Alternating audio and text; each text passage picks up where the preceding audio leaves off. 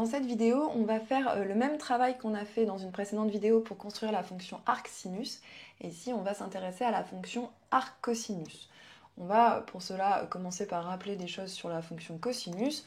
Donc c'est une fonction qui va de R dans R, qui n'est pas surjective parce que si je prends un élément qui n'est pas dans -1, ben, il n'aura pas d'antécédent par la fonction cosinus. Et c'est bien évidemment une fonction qui n'est pas injective puisque, ben, on l'observe ici, l'image de moins pi sur 2 et l'image de pi sur 2, elles sont égales, c'est 0. En fait, elle n'est pas injective parce qu'elle est périodique, donc elle prend une infinité de fois la même valeur. Et donc on va essayer de fabriquer une fonction qui, elle, va être à la fois surjective et injective afin de pouvoir considérer sa réciproque. Alors déjà, je vais transformer l'ensemble d'arrivées, je vais prendre -1 afin que mon application soit surjective. Et ici, on va essayer aussi de transformer l'ensemble de départ pour que l'application soit injective. Alors pour sinus, on avait restreint l'ensemble de départ à -pi sur 2, pi sur 2. Ici, j'observe que ça ne va pas marcher, puisque entre -pi sur 2 et pi sur 2, bah là, le cosinus, il n'est pas injectif. Je vois bien que ici, j'ai 2 fois la même valeur. La fonction, elle est paire, en fait, donc ça ne marche pas. Donc c'est pas à l'intervalle -pi sur 2, pi sur 2. En fait, ici, pour rendre l'application injective, on va se placer sur l'intervalle 0pi. Là, je vois bien sur mon graphe que si je me place sur 0pi, la fonction cosinus, elle va être strictement décroissante et elle va prendre toutes les valeurs entre -1 et 1. Donc, on va se placer sur 0pi. C'est ça l'idée.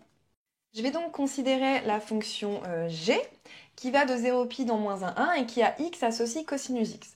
Pour commencer, ce que je peux dire sur cette fonction, c'est qu'elle est bien définie, puisque cosinus x pour tout x dans 0pi, il est bien dans -1 à 1, donc il n'y a pas de problème de définition. Ensuite, elle est dérivable, puisque cosinus l'est, et sa dérivée sur 0pi, c'est moins sinus x, qui va être en fait ici négatif ou nul, puisque le sinus est positif entre 0 et pi, donc si je prends son opposé, c'est bien négatif. Avec deux valeurs d'annulation qui sont en fait 0 et pi. J'ai donc la dérivée qui est négative ou nulle et qui ne s'annule qu'en un nombre fini de points, ici 0 et pi. J'ai donc une fonction qui est strictement décroissante et qui donc est, comme on le voulait, injective.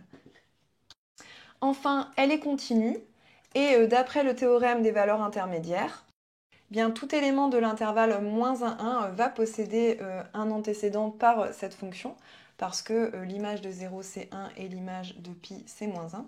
Toutes les valeurs donc entre -1 et 1 vont avoir un antécédent, c'est-à-dire en fait g surjective. Ainsi, elle est bijective et je vais pouvoir considérer l'application réciproque. Et bien, c'est cette application qu'on va appeler arc-cosinus.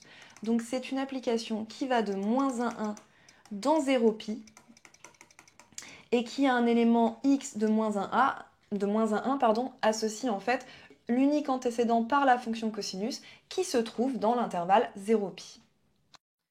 Alors ce qu'on va pouvoir dire sur cette fonction, c'est qu'elle est strictement décroissante, puisque la fonction g était strictement décroissante. Donc strictement décroissante. Elle est aussi continue. Alors ça, on va l'admettre pour l'instant. Mais en fait, la raison, c'est que la réciproque d'une application continue est elle-même continue. Et vous le démontrerez plus tard dans l'année. On va s'intéresser, comme pour la fonction arcsinus, à sa dérivabilité. Alors, on a vu que la fonction g' s'annulait en 0 et en pi. Il y a deux valeurs d'annulation de la dérivée, ce qui fait qu'ici, j'ai une tangente horizontale et ici aussi, j'ai une tangente horizontale. Donc, au point de coordonnées 0, 1 et au point de coordonnées pi moins 1. Si je trace le graphe de la fonction arcsinus, donc on sait qu'on l'obtient par symétrie par rapport à la droite d'équation y égale x. Donc, par exemple, si vous prenez ce point-là, de coordonnées pi sur 2, 0, et bien par symétrie, il devient le point de coordonnées 0 pi sur 2. On inverse le rôle des abscisses et des ordonnées, donc j'ai un point ici. Si je prends ce point ici, de coordonnées 0, 1, et bien son symétrique c'est le point de coordonnées 1, 0 qui se trouve ici. Et donc étant donné que j'ai une tangente horizontale ici, et bien là sur le graphe de arc cosinus, je vais avoir une tangente verticale. Également ce point-là, le point de coordonnées pi moins 1, son symétrique c'est le point de coordonnées moins 1 pi qui se situe ici. Et pour la même raison, je vais avoir une tangente verticale ici en ce point. du coup, en fait, arc cosinus, elle ne va pas être dérivable ni ici, c'est-à-dire elle ne va pas être dérivable ni en moins 1, ni en moins 1, ni en 1. C'est-à-dire, elle n'est pas dérivable en 1 et moins 1 qui correspondent aux images des points où la dérivée de g s'annulait. Okay. Par contre, si je considère la restriction de g à l'intervalle 0π ouvert, eh bien, si je regarde celle-ci, elle est dérivable et de dérivée strictement négative cette fois. Donc qui ne s'annule pas, et donc arc cosinus, elle va être dérivable sur tout l'intervalle image de 0π par cette restriction, c'est-à-dire sur moins 1 ouvert. Et dérivable, on va essayer de chercher l'expression de sa dérivée, donc pour ça on utilise le théorème de dérivation des applications réciproques, qui nous dit que g-1' c'est 1 sur g' rond g-1. Ici, g-1 c'est arc cosinus. Donc on a dit, toujours par le théorème, qu'elle était dérivable sur moins 1. Donc pour tout x dans moins 1, arc cos, arc cos' de x c'est 1 sur g'. Alors tout à l'heure on l'a écrit, la dérivée de g c'était moins sinus, donc moins sinus de arc cosinus de x. Voilà, et bien en fait on va chercher l'expression de sinus de arc cosinus de x. On a déjà fait ça pour la fonction arc sinus. L'idée c'est d'écrire que sinus carré plus cosinus carré c'est égal à 1 et d'écrire cette égalité en arc cosinus de x. Donc je peux écrire que pour tout x dans moins 1, j'ai sinus carré de arc cosinus de x plus cos carré de arc cosinus de x qui est égal à 1. Et ceci, en fait, puisque arc cosinus, c'est la réciproque de la fonction cosinus restreinte à 0π, quand j'applique le cosinus, je retombe sur x, donc ceci vaut x, mais au carré, puisque c'est cos carré. Donc ceci vaut x carré. On a donc sinus carré de arc cosinus x qui vaut 1 moins x carré. Qui est bien positif, puisque x est entre moins 1 et 1. Donc le sinus peut valoir plus ou moins la racine, hein. On avait déjà vu ça précédemment, et la question c'est de savoir est-ce que c'est plus ou moins cette racine. Pour ça on va regarder le signe. Alors, arc cosinus c'est un nombre qui est entre 0 et pi, et donc si je regarde le sinus d'un nombre entre 0 et pi, eh bien je vois qu'il est positif, donc il faut choisir plus racine de 1 moins x carré, puisque le sinus est positif. On a donc ici arc cosinus prime de x qui est égal à, je fais remonter le moins en haut, moins 1 sur racine de 1 moins x carré. Voilà, on va pouvoir énoncer la proposition. Elle résume tout ce qu'on vient de voir, c'est-à-dire la fonction qui a x associe cosinus x, elle réalise une bijection strictement décroissante de l'intervalle 0π sur l'intervalle moins 1.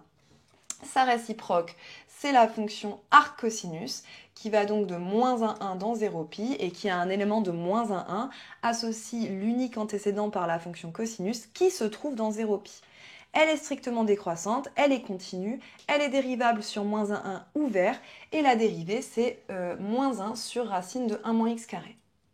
Comme pour arc sinus, des valeurs remarquables de la fonction cosinus sur 0π cette fois, je vais déduire les valeurs remarquables de la fonction arc cosinus en inversant en fait les lignes de mon tableau.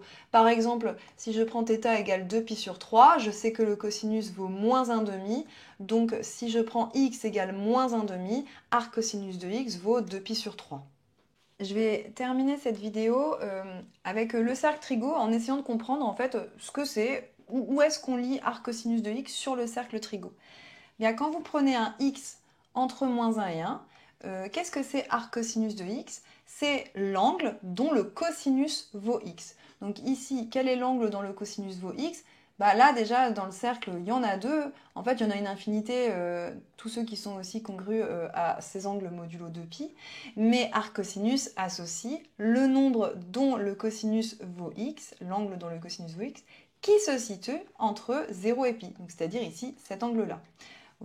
Donc il faut faire très attention quand vous manipulez arc cosinus.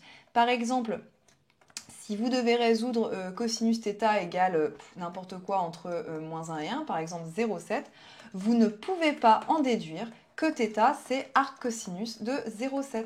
Ça dépend où se situe votre θ. Si θ est entre 0π, alors ok, puisqu'effectivement cosinus de arc cosinus de 0,7 vaut 0,7 et θ est entre 0 et π. Donc dans ce cas, j'ai bien θ qui est l'angle dont le cosinus vaut 0,7 entre 0 et π. Mais si θ appartient à moins π 0, bien dans ce cas-là, en fait, l'angle dont le cosinus vaut 0,7, c'est pas arc cos x, puisqu'il n'est pas dans moins π 0, mais c'est son opposé en fait. Ici, je cherche un angle qui est ici, dont le cosinus vaut 0,7, ce sera l'opposé, c'est-à-dire moins arc cosinus de 0,7. Et encore une fois, si votre θ, cette fois-ci, il est dans R, bien, vous avez une infinité de possibilités, tous ces deux angles, plus tous ceux qui sont congrus à ceci modulo 2π. Donc, quand vous avez à faire ce genre de choses, vous faites un cercle trigo et vous réfléchissez.